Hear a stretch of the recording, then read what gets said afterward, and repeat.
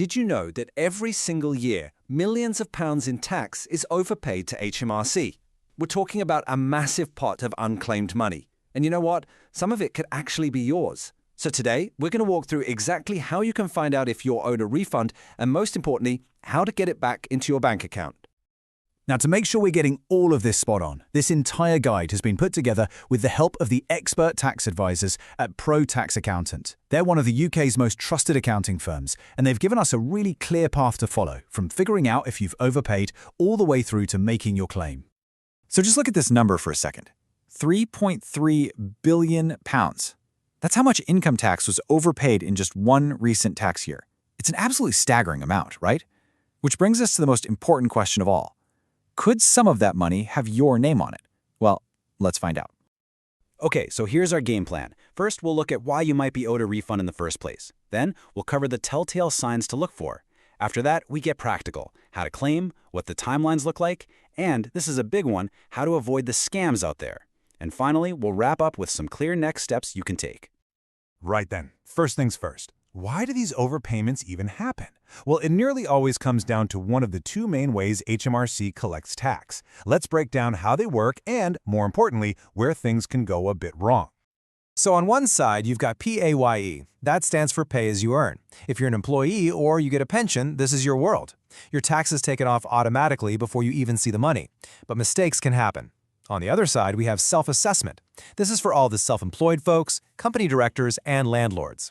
With this, you're in charge of telling HMRC what you've earned, and overpayments often happen because of things like paying too much in advance or just forgetting to claim all your expenses. Now, for anyone on PAYE, this right here is the absolute key, your tax code. It might just look like a short jumble of letters and numbers on your payslip, but it's actually a crucial instruction. It tells your employer exactly how much tax to take from your pay. And if that code is wrong, well, the amount of tax you pay will be wrong too. It is the single biggest reason people end up getting a refund.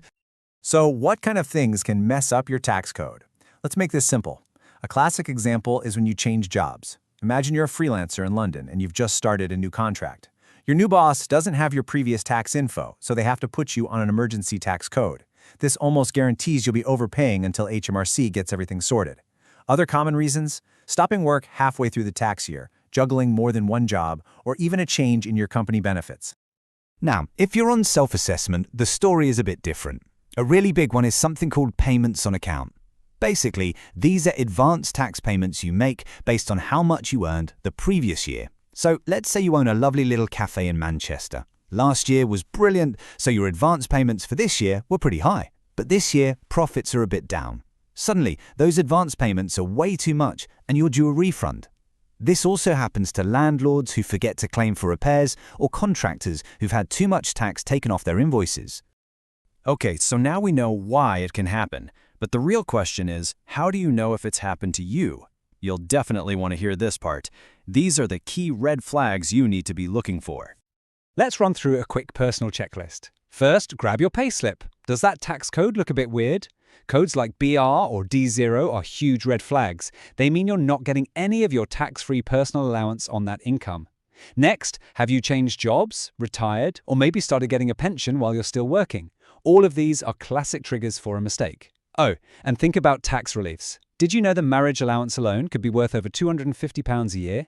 If you're eligible for something like that but haven't claimed it, you've definitely overpaid. And for my self-employed viewers, if your income was lower this year than last year, a refund is very, very likely. Right, you've gone through the checklist and you've got a feeling you're owed some cash. What's next? Well, the good news is the process to claim it back is usually pretty straightforward, and we're going to walk through it right now. It really boils down to 3 core steps. Step 1. Get your paperwork together. This means digging out your P60s, which you get at the end of a tax year, any P45s from jobs you've left, and your payslips. If you're self-employed, you'll need your business records. Step 2 is to actually submit the claim. The easiest and fastest way is always online through your personal tax account on the government gateway. And finally, step 3, you can track how it's all going, which, you guessed it, you can also do online. For PAYE claims, you might need a specific form. A lot of the time, HMRC will actually spot the mistake themselves and send you a letter called a P800. If you get one of these, you're golden. It's super simple. If you've stopped working completely and won't be working again in that tax year, you'll need a P50 form. And if you're claiming for work-related expenses like uniforms or mileage, that's Form P87. For anyone on self-assessment, it's even simpler. The refund is all worked out automatically when you file your tax return. So you've sent off your claim. The next burning question is, obviously, how long is this going to take? And this is where it's so important to manage your expectations, because the waiting times can really vary. Okay, let's break this down. The absolute fastest way is if you get a P800 notice from HMRC and claim online. That can be as quick as 5 working days. A typical self-assessment refund going straight to your bank usually takes about 2 weeks. But look at this. If you ask for a check or file your claim by post, you're suddenly looking at 6 to 8 weeks. And in some cases, if there are delays, it could be 4 months or even more. The key takeaway here is pretty clear. Online is always the fastest route. So why the holdup? Well, HMRC has been wrestling with some big backlogs, partly due to staffing and knock-on effects from past issues. They've also seriously ramped up their security and fraud checks, which can add weeks to the process, especially if it's your very first time claiming a refund. And of course, a simple mistake on your form or a really large or complicated claim will always slow things down. This catches a lot of people out. Now, let's talk about something really important. Wherever there's money to be had, you can bet that scammers aren't far behind.